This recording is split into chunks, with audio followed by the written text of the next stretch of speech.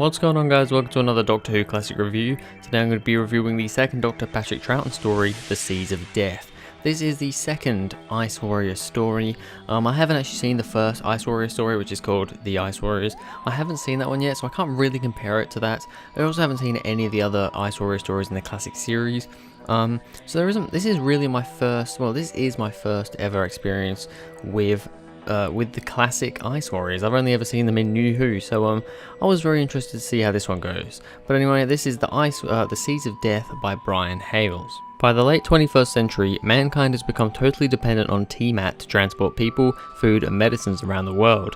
When the system breaks down, Earth is soon crippled by global shortages. Travelling to the relay station on the moon, the Doctor and his companions discover the horrific truth. The Ice Warriors have hijacked TMAT and intend to claim the planet for themselves. Can the Doctor defeat the Martians before Earth is smothered in deadly fungus and the human race is condemned to extinction? So we got quite a nice little plot synopsis thing on the back of the DVD there.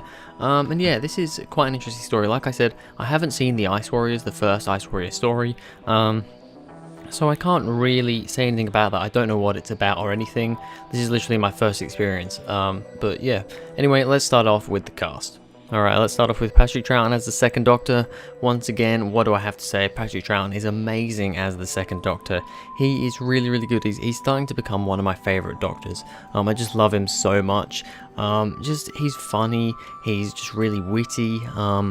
He's just really good in the role, and I love him more and more every time I see him. Of course, this is actually towards the end of his run. This is in season 6. I believe this is the third to last episode. I believe the Space Pirates and then the War Games were the only two stories after this one. So you know, this is towards the end of his run.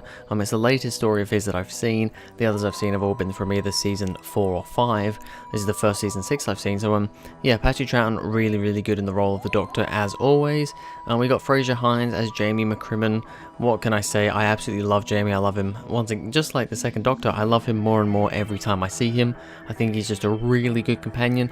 He's something different. You know, we've got the male companion, but he's a little bit stupid in some places. But let's be honest, he did come from a time long in the past. But yeah, Jamie, really good character. Such good chemistry with the Doctor. You know, Fraser Hines and Patrick Troughton have such good chemistry. It's really amazing. Then we have Wendy Padbury as Zoe Harriet. Am I reading that right? Yeah, Harriet. This is actually my first ever experience with Zoe. I haven't seen her in any other story. And I think she's pretty good. She's a very smart companion. I don't know the backstory of her at all. Like I said, this is my first time seeing her, so I don't really know her backstory. I don't know where she comes from or anything. But I'm gonna guess that she's, just from her appearance and from, you know, with how she speaks and what she knows, I'm guessing she's from not Earth and a decent way in the future, I'm gonna guess, because she does a lot of technical talk in this episode, you know, especially when they're on the ship. She does all the countdown for the ship, and then she refuels the ship, the rocket, and everything. So, you know, she seems to know a lot about that sort of stuff. She's pretty smart in that you know, way. So, yeah, she seems like a pretty good companion. Like I said, haven't really seen her much yet. This is my first experience with her, but from what I can tell, Zoe is a good character. As for the other cast, well, I'm just going to say that pretty much all of them are good. There's maybe a couple of slightly wonky performances in there, but on the whole, I think the other performances of the cast in this one are kind of average to pretty decent on the whole, so it's not too bad. Anyway, let's get into the good and the bad, starting off with the good. The Ice Warriors show up quickly, but aren't revealed straight away. Now, I quite like that. From about 5 minutes into the story, we see that something has invaded this moon base, this base on the moon, which, yeah, it is, you know, we had the story The Moon Base, now we've got another story on a moon base, but it's a different moon base. A little bit similar, very similar, but, you know, whatever. But yeah, the Ice Warriors, they show up, but we don't know they're the Ice Warriors at that current point in time. When they start speaking, I'm sure a lot of people I'm guessing they do speak the same, or at least very similar as they did in the original Ice Warriors story. So people would probably have known what they were straight away. And obviously I did, because I've bought the DVD, and it's got an Ice Warrior on the front of the DVD. But yeah, I thought, you know, introducing the villain quickly, you know, getting to see them, or at least hear them or know of their presence, early on, at least know there's something going on, there's a bit of action, is always good, because I hate it when they have a really long drawn out start. I just like to get into the villain nice and quickly, and that story does do that, so that's very good. The concept that rockets have gone out of fashion and teleport has taken over, I really actually quite like that. I like how, you know, rockets in this time, they're no longer really used because, well, they're an old style of transportation. They now have this TMAT thing, which is basically just a teleport, which can teleport you to all these different places, you know, where there are other TMAT kind of bases and TMAT machines. I think that's just a really cool thing. It's something that honestly is pretty believable that could very well happen in the future. Almost certainly will happen in the in the far future. Well, I don't know how far, to be honest. It could be pretty close to us, but yeah, it's quite an interesting concept, and yeah, something that is definitely a little bit believable. The Doctor running away from the Ice Warriors, I thought that was just a really funny scene. It kind of reminded me of, you know, Scooby-Doo, how we had that shot of him running to the right of the screen, then we had the Ice Warriors run after him, and then he came from the right to the left, and, you know, it was like that, you know, them chase scenes in Scooby-Doo that you always used to get. It just reminded me of that, so I thought that was pretty funny. Some good direction and camera work for the time. Yeah, I thought the direction and camera work was actually really good in this one. There were some very good shots. You know, I can't really pinpoint anything in particular, but really just some nice shots, some great camera work, and yeah, just very good direction. The Doctor trying to find out what the exploding pods are. I love how he kind of, you know, uses the chemistry set, you know, all the I don't know the technical words, all the tubes and all that sort of thing. You know, he's doing all the science and stuff. We saw a little bit of that in the moon base as well, and you know, it's something that I think John Pertwee's third Doctor does quite a lot. He's a very sciencey Doctor. Well, we see Patrick Troughton's second Doctor doing that a little bit here, trying to figure out what these pods are. I just think that's really cool as well. It's nice to see that kind of aspect of the character. And then finally, episode 5's cliffhanger with the Doctor in the snow / the bubbles, you know, the foamy bubbly stuff that the Ice Warriors have put onto the Earth, you know, the fungusy stuff, and he's, you know, running away from it, and he's up against the door, banging on the door, let me in, and it's just all bloody coming up around him, and he's like drowning in this stuff. I mean his face, because let's be honest, Patrick Troughton, he's a pretty funny man, in the way he looks. He's a bit of a funny looking guy, and just in the way he acts, he's very comedic. And you know, when the bubble's about to blow up in his face, and his face before the cliffhanger, that is so funny. I love that scene. So yeah, very, very good stuff there.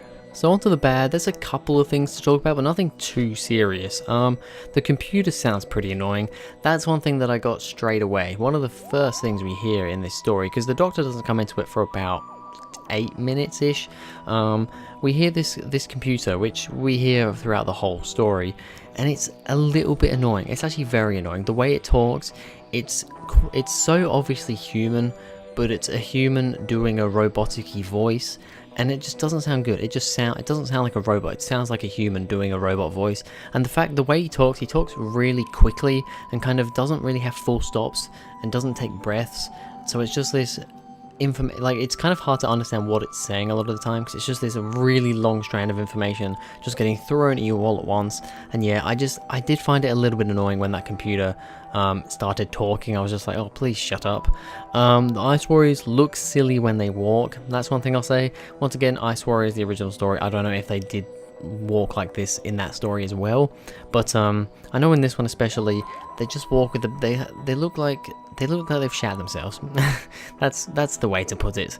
Not putting it bluntly there, but yeah, I mean, oh no, I am putting it bluntly there. Whatever. They look like they've shat themselves. They're walking around with their arms like straight in front of them, kind of wobbling around, kind of like robots, but they're not robots. It's a bit weird. It is a little bit strange. I'm not a big fan of that. They just look a bit too comedic in my opinion.